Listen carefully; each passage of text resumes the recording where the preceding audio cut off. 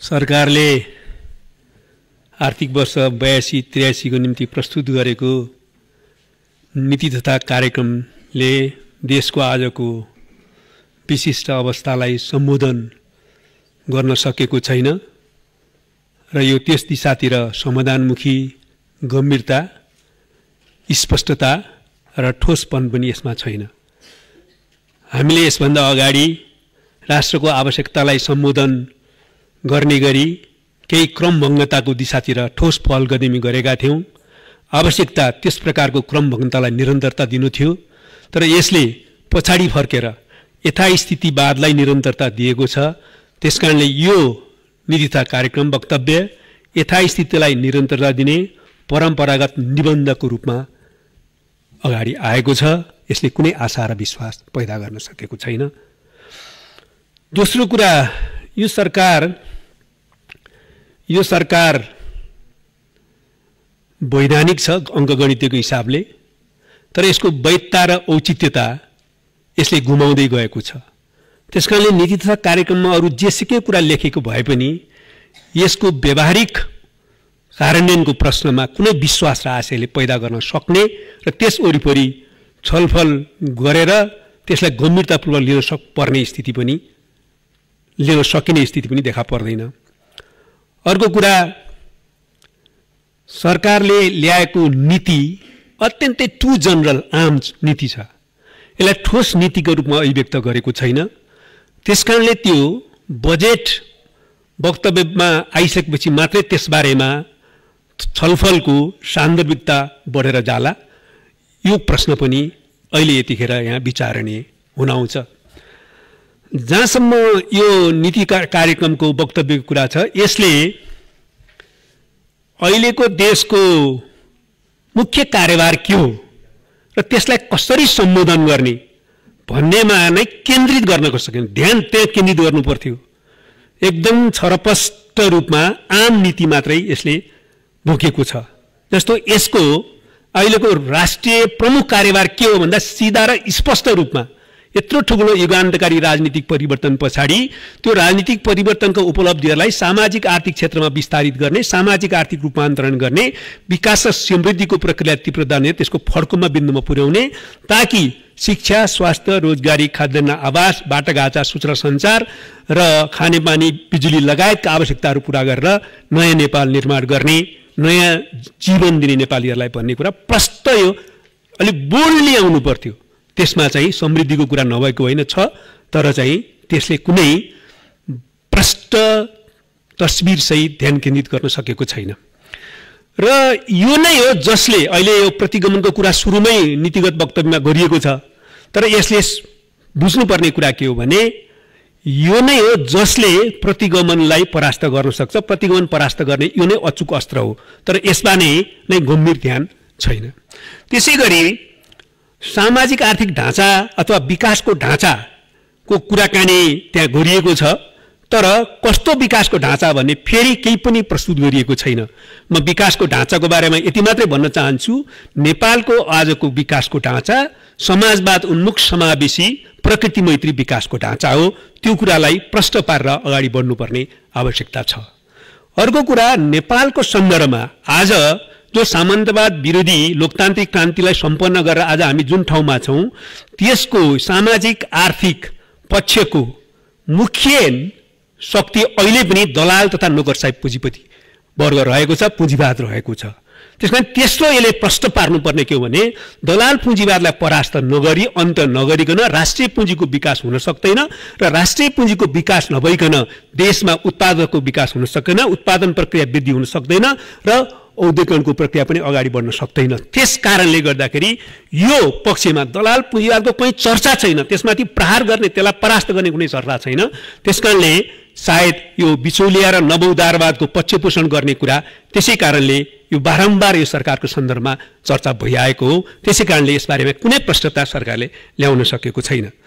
र यसरी यो तीनटै कुरा, अहिलेको कार्यभार, मुख्य कार्यभार के हो, अहिले त्यसो समाजको मुख्य हामीले प्रहार गरेर नेपाललाई औद्योगिकरणको प्रक्रिया, विकासको प्रक्रिया लैजान बाधक के हो र त्यसलाई कसरी परास्त गर्ने र त्यो विकासको ढाँचा के हो भन्ने बारेमा प्रश्न नभएको कारणले यसले जतिसुकै कुराकानी गरे पनि यसले लक्ष्य भेदन गर्न सक्दैन र अहिलेको आवश्यकता पूरा गर्न सक्दैन र यो सबै पूरा गर्नको लागि आजको पूर्व शर्त के हो आजको पूर्व शर्त सुशासन हो त्यसकारण सुशासन बिना विधिको शासन भ्रष्टाचारको प्रभावकारी नियन्त्रण भ्रष्टाचारप्रति शून्य सहनशीलता भ्रष्टाचारीहरूलाई कारबाही सहित अगाडि बढ्नुपर्ने आवश्यकता छ यो सुशासन कुरा धेरै ठाउँमा छ तर सुशासनको कुरा गर्दाखेरि समस्या के छ भने सुशासन भनेको कुशासन हो व्यवहारमा भने जस्तो यो सरकारको व्यवहार भएको कारणले पनि सुशासनले पनि कुनै एउटा प्रकारको त्यसले आशा जगाउन सक्ने स्थिति छैन अर्को कुरा नेपालको सन्दर्भमा सुशासन अथवा भ्रष्टाचार विरोधी अभियानको एउटा पक्षको बारेमा हामी सबैले ध्यान दिनुपर्नेछ जसको बारेमा यो सरकारले ध्यानै दिँदैन मात्रै होइन हेर्दै हेर्दैन किन त्यसलाई पछाडि उल्टाउने दिशातिर गइरहेको छ सुशासन जो भ्रष्टाचार विरोधी अभियान छ सबै देशमा भ्रष्टाचार एक वा अर्को स्तरमा हुने गरेको त्यसको विरुद्ध सुशासन अभियान चल्ने गर्छ तर नेपालको सन्दर्भमा भ्रष्टाचार विरोधी सुशासन अभियानमा हामीले जोड दिएको कुरा के हो भने यो दलाल तथा नोकरशाह पुँजीवाद विरोधी प्रहार हो त्यसलाई परास्त गर्ने त्यसलाई अन्त गर्ने राष्ट्रिय पुँजीको विकास गर्नका निम्ति चालिएको कदम हो त्यसबारेमा कहीँ कतै चर्चासम्म गर्न सक्ने हिम्मत सरकारको देखिएन अब अहिले तत्काल यो जो दिशा दिनुपर्ने अहिलेको मुख्य कामको त्यो दिन नसकेकाले तत्काल के गर्ने भन्ने बारेमा पनि यो प्रश्न छैन जस्तो अहिलेको अर्थतन्त्रलाई चलायमान बनाउनु हो रोजगारी सृष्टि गर्नु हो आय बढाउनु हो पारिवारिक आय बढाउनु हो उपभोग बढाउनु हो उद्योग कल कारखानालाई पूर्ण क्षमतामा सञ्चालन गर्नु हो त्यसपछि त्यस आधारमा यसले एउटा थप चाहिँ पुँजीगत जो एउटा छ त्यसको कार्यान्वयन क्षमता पुँजीगत खर्चको कार्यान्वयन क्षमता बढाउनु हो अनि त्यसपछि व्यापार घाटा कम गर्नु हो यो समग्र दिशातिर अहिले के गर्ने भन्नेमा छैन रोजगारी वृद्धि गर्ने मुख्य कुरा हुन आउँछ त्यसो भएर मात्रै आम्दानी बढ्छ त्यसो भयो भने मात्रै उपभोग बढ्छ त्यसो भए मात्रै उद्योग कारखाना चल्छन् त्यसो भयो भने मात्रै पुँजीगत खर्च बढ्छ राजस्व बढ्छ पुँजीगत सञ्चय बढ्छ अनि पुँजीगत खर्च कार्यान्वयनको क्षमतामा हामीले अनुगमन गर्नुपर्ने हुन्छ तर होल साइकलमा जो रोजगारीको कुरा छ रोजगारी वृद्धिमा केही कुरा आएको छ नआएको होइन जस्तो इन्टरलाई भत्ता दिने जस्तो पढ्दै कमाउँदै हामीले पहिला ल्याएको नीतिको निरन्तरता पनि छ यो सकारात्मक नै छ तर रोजगारीलाई मुख्य केन्द्रबिन्दु बनाएर अगाडि बढ्ने सवालमा यसले ठोस कुनै पहल कदमी प्रस्तुत गर्न सकेको छैन ठोस कुनै नीति प्रस्तुत गर्न सकेको छैन त्यसो नगरिकन जतिसुकै कुरा गरे पनि नेपालको अर्थतन्त्रले चलायमान हुँदैन गति लिँदैन र नेपालको अहिलेको सङ्कट हल हुँदैन त्यसैगरी यसको सन्दर्भमा अर्को एउटा कुरा पनि हामीले ध्यान दिनुपर्ने छ कि यो फाइनान्शियल एक्सन टास्क फोर्सले नेपाललाई ग्रे लिस्टमा राख्यो त्यो ग्रे लिस्टमा किन राख्यो त भन्दाखेरि अवैध आर्थिक गतिविधि भयो भ्रष्टाचारजन्य क्रियाकलाप बढ्यो त्यसको शुद्धिकरणको प्रक्रिया अगाडि बढ्न थाल्यो यहाँ भनेर यसलाई ग्रे लिस्टमा राख्यो ग्रे लिस्टमा राखिसकेपछि यसको दुईटा परिणाम हुन्छ या हामी छिट्टै ग्रे लिस्टबाट हट्छौँ हाम्रो ठिक ढङ्गको नीति योजना र कामद्वारा या यो कालो सूचीमा जान्छ तर यसले 2 वर्षसम्म गर्ने भनेर एकदम हल्का ढङ्गले त्यसलाई लिएको देखिन्छ र यसको क्रियाकलाप जो चाहिँ भ्रष्टाचार जन्य गतिविधिहरूलाई अगाडि बनाउने भ्रष्टाचारीहरूलाई प्रोत्साहित गर्ने खालको छ त्यसले गर्दाखेरि चाहिँ यो ग्रे लिस्टबाट मुक्त हुने दिशातिर होइन ग्रे लिस्टबाट बिस्तारै चाहिँ कालो सूचीमा जाने खतरा त बढ्ने होइन भन्ने छ यो सरकारको मात्रै कुरा छैन यसले सरकारको गैर जिम्मेवारी पालनले कालो लिस्टमा गयो भने हाम्रो देश बर्बाद हुनेवाला छ हाम्रो देशले ठुलो दुःख पाउँछ त्यसकारणले यो अहिले सरकारले गम्भीर ध्यान अझै दिन अपिल गर्छु छिटोभन्दा छिटो ग्रे लिस्टबाट कसरी हटाउने त्यसको पहिलो आवश्यकता चाहिँ सुशासन हो त्यसै गरेर यसले चाहिँ अर्को सन्दर्भमा कुराकानी गर्ने हो भने शिक्षा स्वास्थ्य कृषिमा हामीले डिपार्चर गर्नुपर्ने आवश्यकता छ म यो सरकारलाई ध्यानाकर्षण गम्भीर रूपमा गर्न चाहन्छु अहिले शिक्षा विधेयक यसै सदनमा पारित गर्ने कुरा राखिएको छ त्यो सही छ त्यसैगरी शिक्षाको सन्दर्भमा अरू पनि केही सकारात्मक कुराहरू छन् तर कुरो के हो भने शिक्षामा हामीले आमूल परिवर्तन यसको लगानीमा क्वालिटेटिभ वृद्धि गरेर शिक्षा प्रणालीलाई चाहिँ नै चेन्ज गर्ने आवश्यकता पर्ने छ त्यसमा यसको जोड छैन जस्तो तपाईँ मैले अस्ति पनि भनेको थिएँ हामी सबैको त्यहाँ ध्यान जानुपर्ने छ 5 वर्षदेखि 22-24 वर्षसम्म एउटा जनताको एउटा व्यक्तिहरूको समूह मुख्य हिस्सा चाहिँ त्यहाँ हुन्छ र त्यसैबाट निर्धारित हुन्छ व्यक्ति कस्तो बन्छ, नागरिक कस्तो बन्छ, देश कस्तो बन्ने। त्यहाँ चाहिँ हामी लगानी गर्न चाहिँ कन्जुसी गरिराखेका छौँ। यो सरकारको मात्रै पनि कुरा होइन, टोटलमा हामीले ध्यान दिनुपर्ने शिक्षामा लगानी गुणात्मक ढङ्गले वृद्धि गर्नुपर्छ। अरू केही केसमा कटाउनुपर्छ भने कटाउनुपर्छ, किनकि शिक्षा पूर्वाधार पनि पूर्वाधार हो। त्यसो गर्दाखेरि शिक्षकहरूलाई सुविधा, भौतिक संरचना, ट्रेनिङदेखि लिएर करिकुलम निर्माण गरेर शिक्षामा चाहिँ पहिला एकदम टोटल चेन्ज गरौँ। त्यो दिशातिर यसले कुनै ध्यान पक्रन सकेको छैन। त्यस्तै गरी स्वास्थ्यमा सकारात्मक कुरा के छ भने प्रतिक्रियात्मक सेवाको कुरा गरेको छ।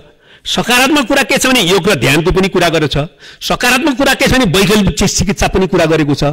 तर त्यसलाई कति गम्भीरतापूर्वक लियो भन्ने कुरा चाहिँ त्यहाँ प्रश्न छैन र त्यसो गर्नलाई एलोप्याथिक ट्रिटमेन्ट प्रणालीमा खर्च गरेको 10% मात्रै, तपाईले 15% मात्रै यो प्रतिकारात्मक खर्च गर्ने भने अस्वस्थ बन्ने, रोगी बन्ने प्रक्रिया वात्तै घट्छ र नेपालीहरूलाई चाहिँ हामी अत्यन्तै स्वस्थ र आरोग्य बनाउने प्रक्रियामा ठूलो योगदान पुग्न सक्छ। त्यो दिशातिर पनि अलि ठोस अझ आउनु पर्यो। कृषिको हकमा मैले धेरै कुरा अहिले भन्ने समय पनि छैन। कृषिको हकमा चाहिँ कृषि योग्य जमिनको रक्षा कसरी गर्ने त्यहाँ छैन। दोस्रो कुरा भूउपयोगको नीतिको कुरा गर्दै आएको हामीले धेरै भयो। भूउपयोग नीति कार्यान्वयन गर्नेमा भूउपयोग नीति बनाइयो त कार्यान्वयनको दिशातिर कुनै ठोस पहल कदमी छैन। त्यो दिशातिर पहल कदमी गरेर स्पष्ट नीति छैन। त्यसै गरेर किसानहरूलाई चाहिँ पेन्सन दिने र सामाजिक सुरक्षामा ल्याउने कुरा छैन र अहिले पनि जो सोबासी, मोही, चाहिँ गुठी अहिले पनि बिर्ता किसान कमाएर किसानको केही समस्याहरू छन्। त्यो समस्याहरूलाई सम्बोधन गर्नु त अब त भन्ने आँट हामीले गर्नुपर्ने हुन्छ। त्यो ढङ्गको पहल कदमी गर्नुपर्ने छ। त्यसमा पनि यो अझै प्रश्न छैन। दलितहरूको कुराकानी गर्ने हो भने दलितको एक ठाउँमा भूमिहीन दलित भन्ने बाहेक कहीँ कतै चर्चा पनि छ। नेपालको उत्पीडित समुदाय मध्ये एउटा दलित हो, त्यसपछि महिला हो। त्यो दलितहरूको सन्दर्भमा उपेक्षित गरिएको छ। जबकि आज व्यवहारमा दलितहरूको सन्दर्भमा हामी देखिराखेका छौँ कि अहिले पनि उत्पीडन ज्यादती धेरै माथि छ, चर्को छ। अब म दुईटा कुरा मात्रै भन्छु। यो अर्को कुरा संविधान संशोधन। संविधान संशोधनको सन्दर्भमा सहमतिमा संशोधन गर्ने भन्ने कुरा सामान्यतः यो कुरा सही नै हुन आउँछ। तर के कुरामा सरकार अस्पष्ट छ भने संविधान संशोधनको कुरा गर्दा सुरुमा संघीय लोकतान्त्रिक गणतन्त्रको रक्षाको कुरा गरे, त्यसको पक्षपोषणको कुरा गरेको छ। त्यो ठिक छ। त्यसले सकारात्मक अर्थ लगाइदिनु के हो भने यसो गर्दा संघीय लोकतान्त्रिक गणतन्त्रको मूल मर्मलाई कमजोर नपार्ने गरी संविधान संशोधन गर्नु भने हो भन्ने कुरा सकारात्मक रूपमा लिउँ। तर यसको अर्को पक्ष छ। यो उपलब्धिको अर्को पक्ष के हो भने समाजवाद उन्मुख समावेशी लोकतन्त्र हो। यो त्यस समाजवाद उन्मुख समावेशी लोकतन्त्रका पक्षहरूलाई आत्मसात गर्न, त्यसका उपलब्धिहरूलाई पनि रक्षा गर्ने, त्यसपछि अग्रगामी संविधान संशोधन गरेको प्रश्न छैन यसमा। यसले एउटा खतरा के जाने समानुपातिक समावेशीको पक्षमा चाहिँ यसका उपलब्धिलाई रक्षा गरेमा के हुन्छ भन्ने प्रश्न गम्भीरमा उठेको छ। र संविधान संशोधन किन गर्ने, संविधान संशोधनको लागि त होइन नि, किन गर्ने भन्ने सन्दर्भमा पनि म खालि अहिले बुदामा मात्रै भन्न चाहन्छु। संविधान संशोधन एउटा कुरो त अहिले जो शासकीय स्वरूपले कारणले गर्दा अस्थिरता पैदा भएको छ, चुनाव प्रणालीको अस्थिरता, त्यसमा संशोधनको निम्ति पूर्ण संहिता र समानुपातिक समावेशीलाई परिमार्जन गर्नका निम्ति र व्यवहारमा संविधान कार्यान्वयन क्रममा पैदा भएका केही समस्याहरूलाई सम्बोधन गर्ने गरी संविधान संशोधन गर्ने हो। त्यसमा कहीँ कतै यो सरकारले पहिला प्रस्तुतिहरूमा पनि अहिलेको पनि केही कुरा प्रश्न